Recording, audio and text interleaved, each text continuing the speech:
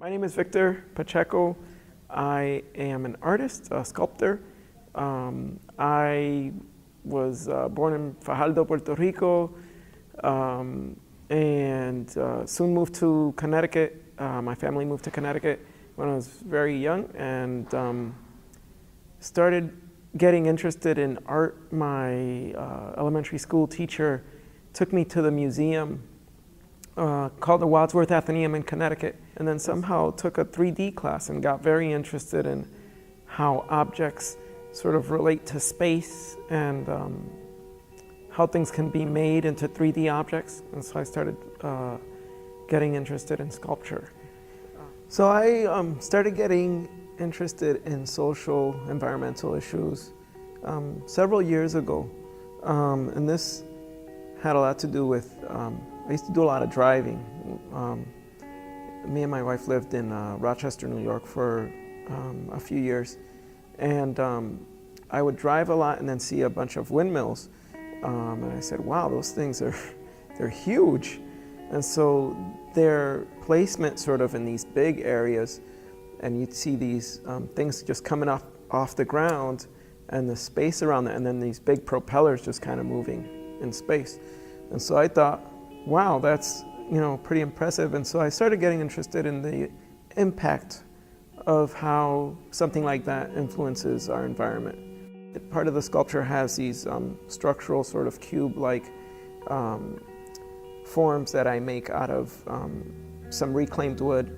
And so I was looking at the form that's erected to hold the drill in place. And so that form sort of mimics that idea. And the idea is to provide a bunch of these forms to get an idea of this drilling taking over. And so I started looking at hydraulic fracturing, which is fracking. It's called fracking.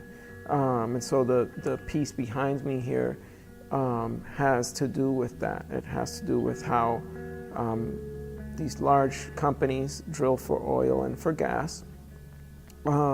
And it became a concern for me when I started tuning into the idea that we use a lot of resources, including water, and a lot of water as part of the process to extract natural gas or extract oil. I also started looking at how we go places, and you drive, or you're on a bike, or you're walking, or whatever the case is, you're on a surface.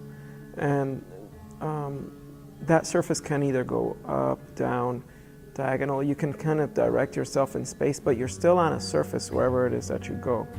A lot of this process in terms of fracking is underground, which is a surface you can't really see.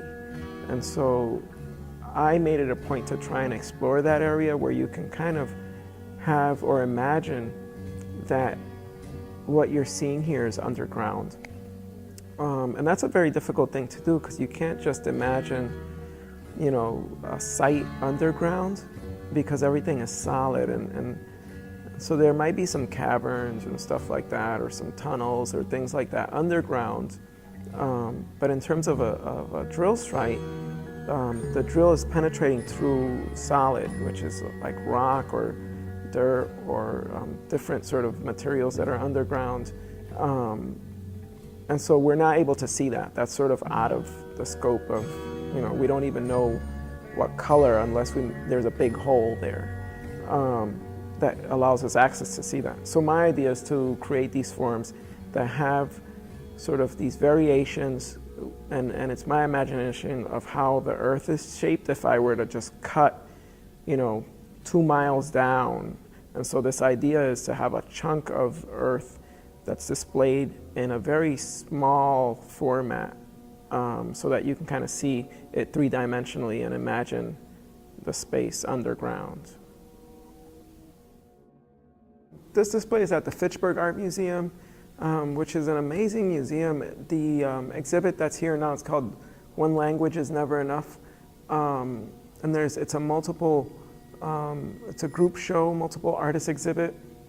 And they're all Latino artists.